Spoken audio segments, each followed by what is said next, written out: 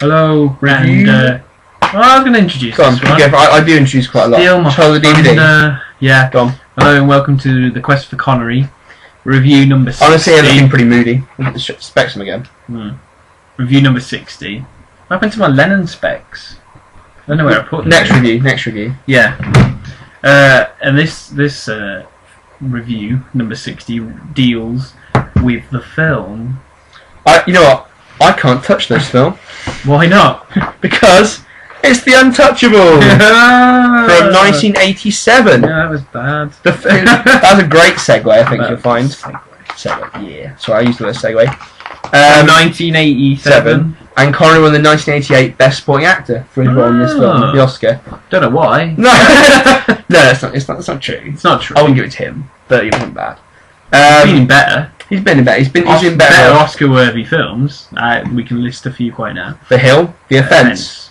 Rose. I'd even give him I'd give him an Oscar for Indiana Jones. You know, it's a comedy action role. I'd give him the Oscar for that rather than this. But having said that, we like this film. He's 7 out of 10. 7 out of 10. It's a good film. It's got a good strong plot. I mean, it's about prohibition.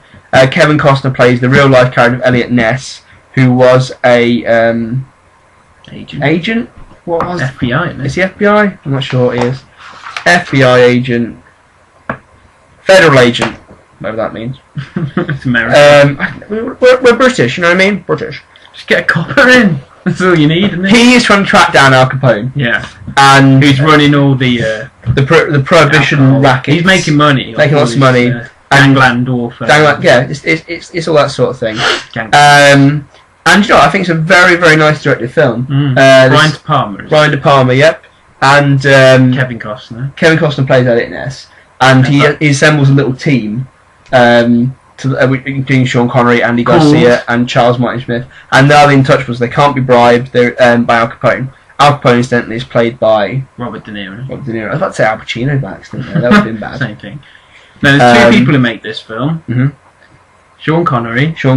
And Robert De Niro. Who, if anything, should have got the best supporting actor over Sean Connery. He plays Capone brilliantly. Yeah. He's got the nuances perfectly down. He looks very much like him. And he has quite a few little monologues. It's like he's loving it, wasn't he? He does them. He's really enjoying the role. Yeah. De Niro, this is.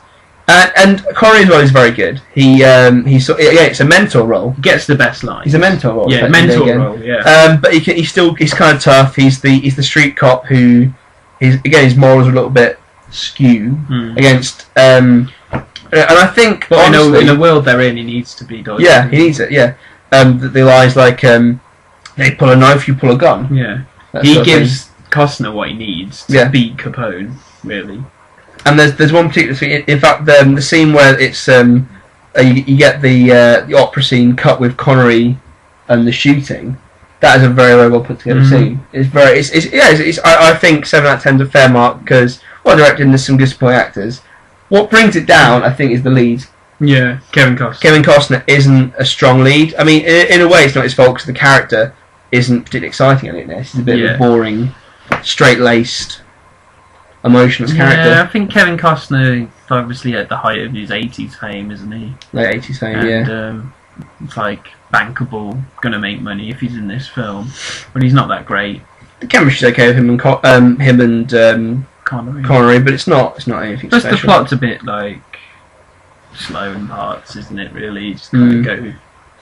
And I think perhaps the problem is that the ending ends abruptly. Yeah, well, I mean, because in the real life stories they get Capone for income tax and he dies in jail, and they try to make the court scene a bit more dramatic by having like someone run away with a gun, but it's not that dramatic a finale. It just sort of ends, and I think that's perhaps why we marked it down. Yeah, but it's a very good period. I think we gave it higher because you're kind of watching it. It's like this is a good, but it's not great.